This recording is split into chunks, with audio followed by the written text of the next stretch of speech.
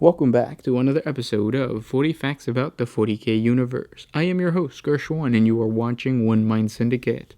Today we continue talking about the Adeptus Custodes as we get into the Hetaeron Guard. I hope I'm pronouncing that right. If you're new to the channel, don't forget to subscribe. We post Warhammer 40K content every single day, and we also take suggestions. So if you have any suggestions, just comment down below. But with that said, let's get into 40 facts on the Hetaeron Guard. The Hetaeron Guard is part of the elite inner circle of the Adeptus Custodes, also known as the Companions of the Emperor. They serve as the Emperor's closest protectors, aides, and in ancient times, confidants, leaving his side rarely, except for the most dire of circumstances. Since ancient times, there have been only 300 of these elite custodians that serve as the personal guard of the Emperor. They are charged with maintaining the vigil over the Emperor's Sanctum Imperialis chambers within the Imperial Palace, and are privileged to always be in his physical presence. The Hetaeron Guard serve as part of the custodian caste called the Hycanatoi, the main strength of the Adeptus Custodes. They serve as the executioners of any who would offer threat or opposition to the Emperor's will. The Companions of the Emperor are the most skilled fighters among a force of warriors whose martial skills are already beyond the limits of the merely human. During the early years of the Great Crusade, when the Emperor still walked amongst mankind, the Hetaeron were a regular feature upon the worlds deserving of his attention. Yet as his actions were turned elsewhere, his personal guard followed, becoming a myth among the Imperial forces in their absence. Members of this elite cadre were originally selected individually for their service by the Master of Mankind himself, but following his battle with the War Master Horus during the Battle of Terra and the subsequent interment within the Golden Throne, the Hetaeron Guard were chosen through prescient dreams, believing to have been sent to one of their own by the God Emperor himself. Dreams did not mean the same to the custodians as they did to the average mortals, for their minds were irrevocably changed by what they had become during their transformation into the elite guardians of the Emperor. Whatever purpose dreaming had for the mortal psyche was made redundant by their alterations, but there were exceptions, legendary ones. These prescient visions were spoken of carefully, for it was in the form of dreams long ago that the Emperor's will was most clearly manifested to the custodians. There were accounts written in the arcane scripts and buried in the deepest vaults of the inner palace that tell of the detailed testimony from the oldest of the Custodes order, now all long dead. The greatest of them all, even Constantine Valdor himself, were said to have had dreams in which knowledge was passed down. The Companions of the Emperor were never more than 300 strong. It was the highest honor to be chosen for duty within the Brotherhood.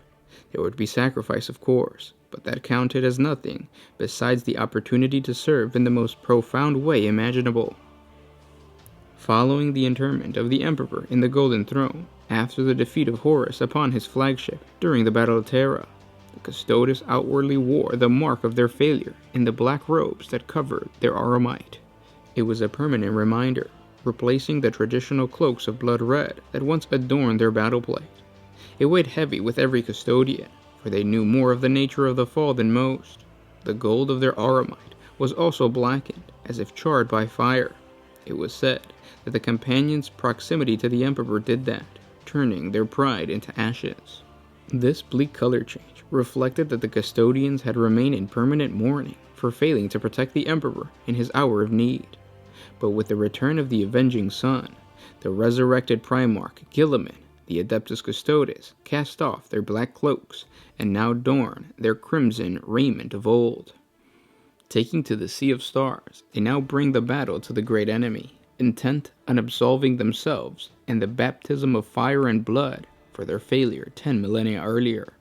But the Companions still remain beside their silent lord, ever watchful, ever waiting for any threat to make itself known. One of the two tribunes who currently serve in the elite Hetaeron Guard is the renowned Maldovar Kolquan. Following Itolo's death during the Second Battle of Terra, while battling the forces of the Blood God, Maldovar was chosen to replace him as a tribune. Tribune Kolquan served as the liaison between the acting Lord Commander of the Imperium, Guilliman, and Captain General Trajan Valoris. He later joined the assembled Terran forces and took part in Guilliman's Indomitus Crusade to take the fight to the archenemy.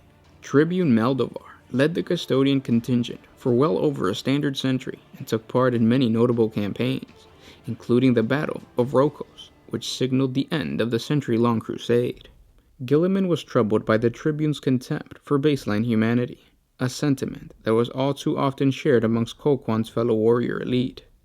The Custodians had spent their lives guarding the Emperor, yet they had forgotten who the Emperor guarded in his turn. He chastised Colquhoun to be more forgiving. And those were 40 facts on the Hetaeron Guard. I hope you guys enjoyed this video. If you did, don't forget to share it with your friends. I hope this highlighted a little bit of how the Adeptus Custodes, they seem like a very small group of people, but in reality they have different castes, they have different positions, and it's all like hidden, because you got to think about it. Each individual Adeptus Custode, so every Custodian, is basically an army.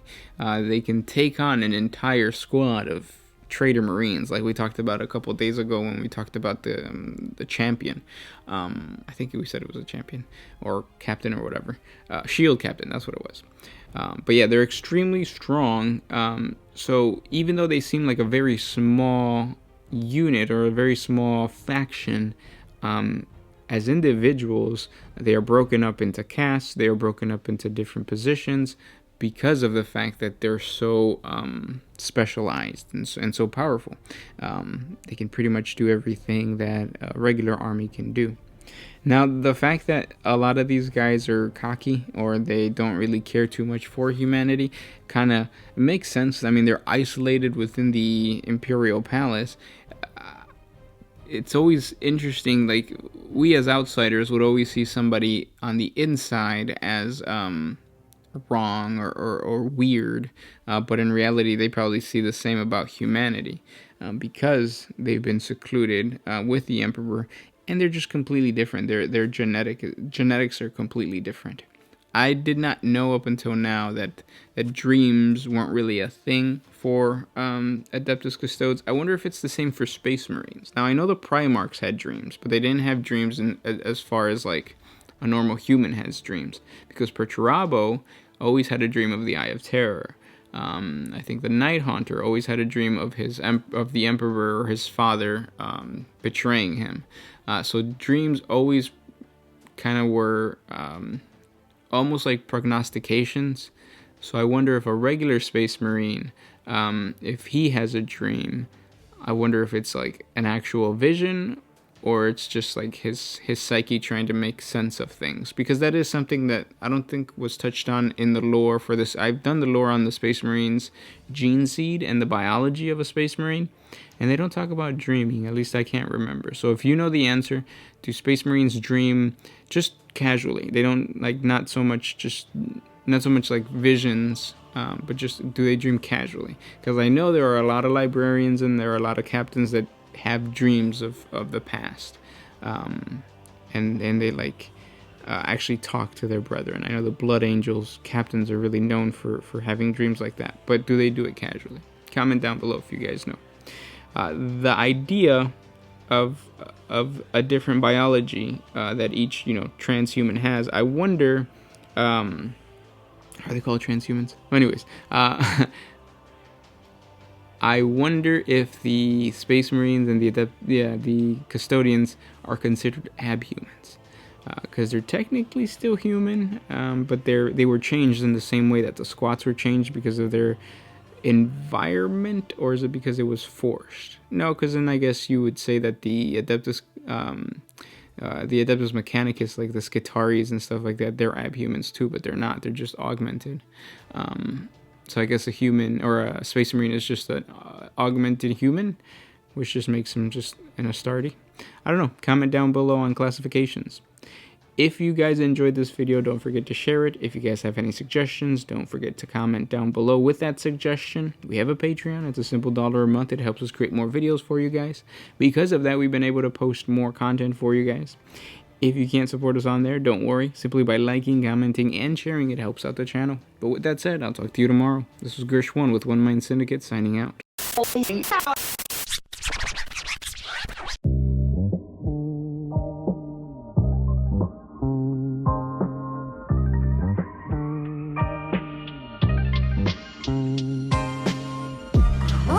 refuse to put my freedom first in any situation.